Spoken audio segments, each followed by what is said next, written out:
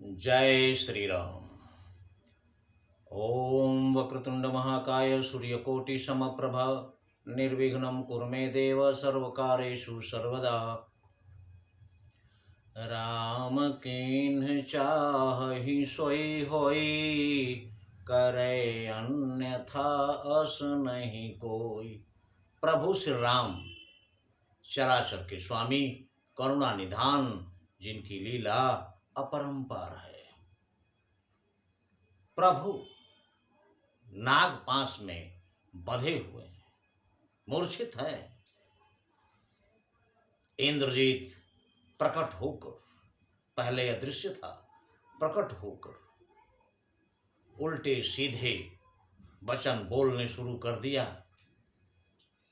गाली गलौज सब कुछ बोलने लगा इस पर। जामवंत जी को क्रोध आ गया और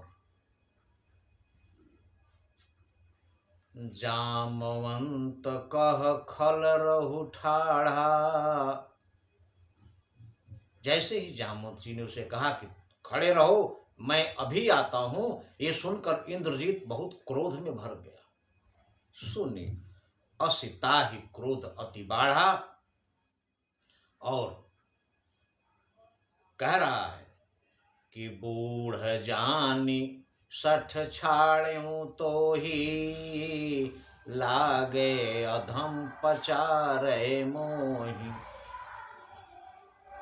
मैं तुम्हें बूढ़ा जान छोड़ रहा हूं और तुम मुझे ही ललकार रहे हो। इस पर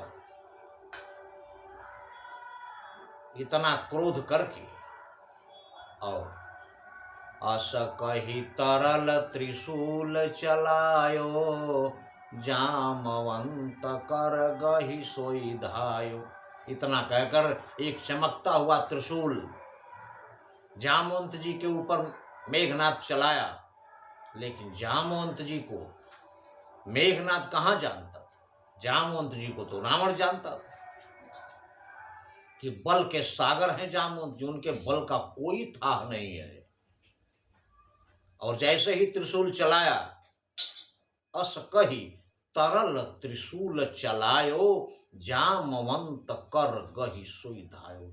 जामवंत जी ने उसका चलाया हुआ त्रिशूल तुरंत पकड़ लिया और पकड़कर उसी का त्रिशूल लेकर दौड़ पड़े उसकी तरफ और पहुंचकर मारिषि मेघनाद की छाती, परा भूमि घूर्मित सुरघाती।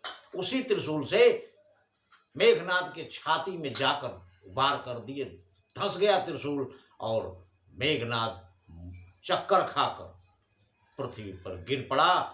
देवताओं का शत्रु मेघनाद। लेकिन मूर्छित हुआ, 2 मिनट में फिर होश में आ गया। और जब ऐसे ही होश में आया, जामुन जी देखे कि फिर होश में आ गया, बस पुनिरिशान गही चरण फिरायो। फिर क्रोध में भरकर जामवंत जी उसका पैर पकड़कर घुमा दिए चारों तरफ। आप सोचिए जामवंत जी कितने बलशाली हैं। इंद्रजीत है मेघनाथ, उसकी गर्जना बादलों की गर्जना जैसी होती है। इतने बहादुर योद्धा को ऐसे पकड़ के घुमा रहे हैं जैसे कोई खिलौना हो। पुनिरिशान गही चरण फिरायो, मही पछारी निज बल देखरायो। चारों तरफ घुमाकर उसका पैर पकड़े हुए हैं, चारों तरफ घुमाकर जमीन पर पटक दिए धड़ाम से, और उस जमीन पर पटक कर दिखाए कि हम कितने बलशाली हैं। बूढ़ बूढ़ कहता है बुढ़ा बुढ़ा, देख कितनी ताकत है। सोच रहे हैं कि इसको मार दें, लेकिन बर प्रसाद सो मरई न मारा। उसको वरदान है, इसलिए वरदान के प्रताप से वो मारने के बाद भी मरता नहीं है। बर प्रसाद सो मरई न मारा। जामवंत जी मार रहे हैं, प्रहार कर रहे हैं, लेकिन इनके इतने मारने के बाद भी वो मर नहीं रहा, क्योंकि उसे वरदान मिला हुआ है। और जब जामवंत जी ने देखा, उन्हें याद आया कि ये तो वरदानी है, तब जब मारने से मरेगा ही नहीं तो क्या करे। तब गही पद लंका पर डारा, बस उसका पैर पकड़कर घुमाकर फेंक दिए, लंका में चला गया अंदर। अब प्रभु बेहोश हैं, मूर्छित हैं। यहाँ देव ऋषि गरुण पठायो, राम समीप सपदि सो आयो। यहाँ देव ऋषि नारद जी ने गरुण जी से जाकर सारा समाचार कहा और बोला कि तुरंत जाकर प्रभु श्री राम को नागपाश से मुक्त करो। इसके बाद गरुण जी तुरंत प्रभु श्री राम के पास पहुंचते हैं और खगपति खाए, पक्षीराज गरुण हैं, सांपों के दुश्मन हैं, खगपति धारी सब खाए, माया नाग बुरूत, जितने भी माया के नाग प्रभु श्री राम को जकड़े हुए थे उनको भगाना नहीं है, सारे नागों को पकड़ के खा गए, पकड़ पकड़ के। लड़ना और भगाना नहीं, खा जाना है। तो खगपति सब धरी खाए, बान माया नाग बरूत, माया विगत भय सब हर से बानर जूत, और सब लोग माया मुक्त हो गए। और ये देखकर बानर लोग अत्यंत प्रसन्न हुए। और जब प्रभु माया जाल से मुक्त हुए उसके बाद बानर लोग क्रोध में भरे हुए हैं। गही गिरी पद, पर्वत उठाए बानर लोग, गही गिरी पादप उपल नख, धाये कीस रिसाई। अनगिनत सेना है बानर भालुओं की जिसकी गिनती नहीं हो सकती। और राक्षसों की सेना तो घटती जा रही है, लेकिन बानर लोगों की सेना में कोई घटता ही नहीं। तो इसलिए इतनी बड़ी सेना है कि कम भी होंगे तो पता कहां चलता है।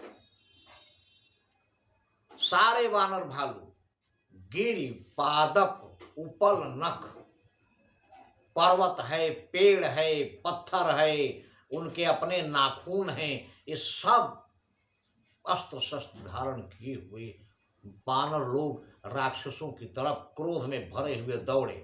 धाये कीस रिसाय, चले तमीचर बिकल तर,